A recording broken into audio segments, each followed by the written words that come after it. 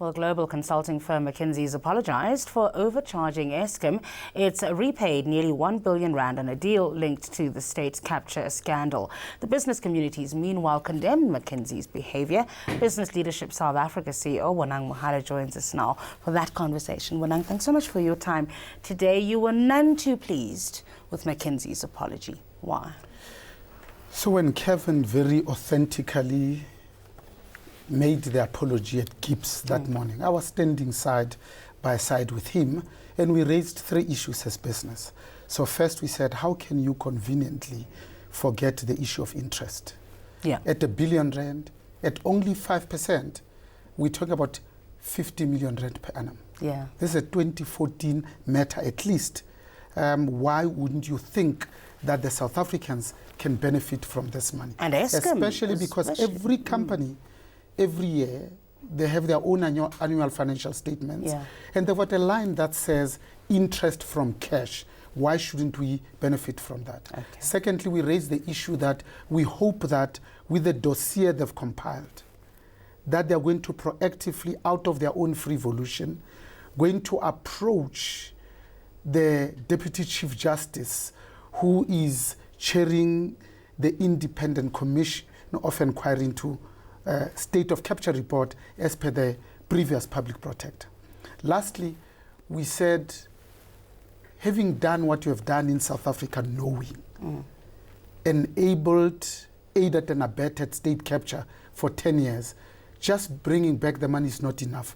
You must pay some sort of reparations or penalty. Yeah, and I want to come back to what sort of response you received from them on these 3 issues, but besides the money, right, let's talk about what all of this has really cost South Africa as a country. One of the things that you said, for example, with Eskom, and I suppose with state capture as a whole, is that it's probably going to take us about 5 years to fix what's happened, and then probably another 5 years on top of that to get back to where we were, right? Yeah, that's the painful part. And I think for us as business, we look at this through the teary eyes of more than 90% of the students at Fort Hare who are totally dependent, not just for accommodation and tuition, but for their livelihood on NSFAS.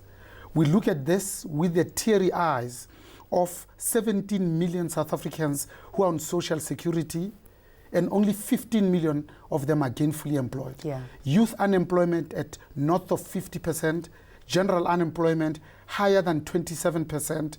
We're talking about 5.9 million young people, majority of them who are graduates, who able-bodied, who can't work. 10 million of them are not in education, employment, or even training.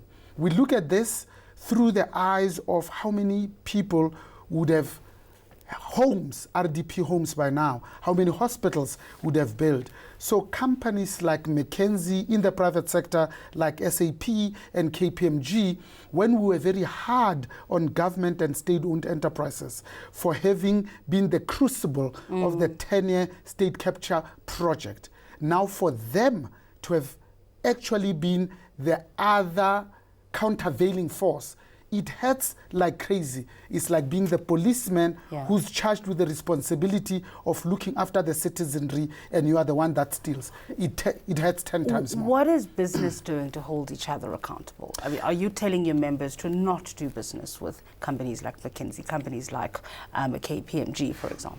So we're having very critical, courageous, but nonetheless crucial conversations about what type of South Africa do we want, what type of an economic system, how should it be representative, how quickly can we transform to make sure that we are broadly reflective of the demographics, why it's important to comply with every single solitary one of the laws, bribery and stealing, anti-corruption laws, Foreign Corrupt Practices Act, ethics, regulations. So there's a barrage of laws that if we observed only those, we should be good corporate citizens. But for us, we say it starts with ethical leadership. Because with ethical leadership, it gives you good policies. Yeah. With good policies, you then have both business and consumer confidence going up so that the economy can grow. Yeah. And the outcome is that you attract and retain foreign direct investment, and jobs are a logical income. Yeah, but also accountability.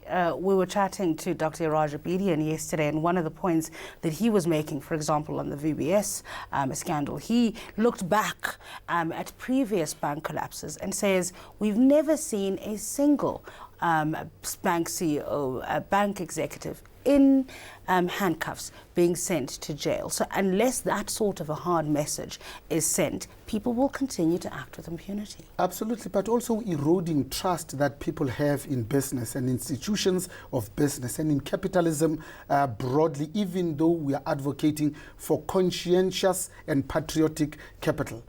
Trust matters because we have said to McKinsey,